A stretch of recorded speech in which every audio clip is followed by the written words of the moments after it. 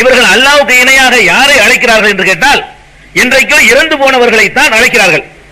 அப்ப இறந்து போன பிறகு மனிதனுடைய நிலைமை என்ன, இதை விளங்கிட்டால் விட்டு போயிடும்.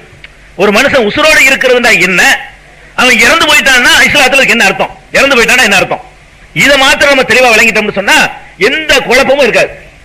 திருமறை குர்ஆனை எடுத்து பாத்தீங்கன்னு சொன்னா இறந்தவர்கள் அவர்களுடைய தன்மைகளை ஒவ்வொரு பாட்டாக திருமறை குர்ஆன் புட்டு புட்டு வைக்குது.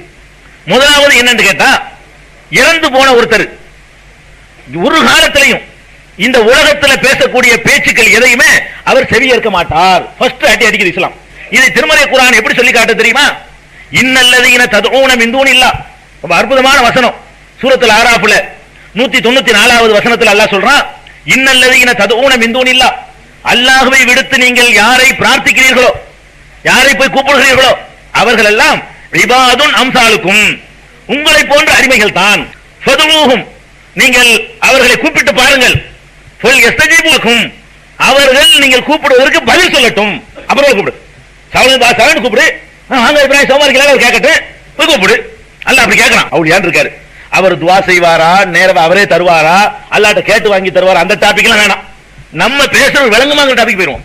விளங்குனா தான் கேட்பாரு, என்ன அடுத்தவர் என்ன செய்ய போறான்னு வரும். முதல் விஷயம் என்னது, நம்ம பேசுற பேச்சு அவருக்கு விளங்குமா, விளங்கவே செய்யாதுன்னா முடிவு வச்சுக்காத. நீ கேட்கறத காதல உழுவாதுன்னு சொன்னா அப்புறம் எப்படி அவர் உனக்கு உதவி செய்வாரு, அடிபட்டு போயிடும். அது மாத்திரம் இல்ல, ஓ யௌமல் கியாமத்தி யக்ஃபுரூன பிஷிர்கிக்கும், கியாமத்து நாளையில நீங்கள் இணை வைத்தீர்களே அதை மறுத்துவாங்களாம். எங்களை இணை வைக்கலையே, அப்ப தெரியாது அர்த்தம். மூத்தா போன பிறகு நீ கூப்பிடுறது அவருக்கு தெரியாது, நீ அவர் கும்பிடுறதும் தெரியாது, நீ அவருக்கு கூட எடுக்கிறதும் தெரியாது, நீ அவருக்கு போர்வை ஊத்துறதும் தெரியாது, நீ சந்தன தள்ளி பூசுறதும் தெரியாது.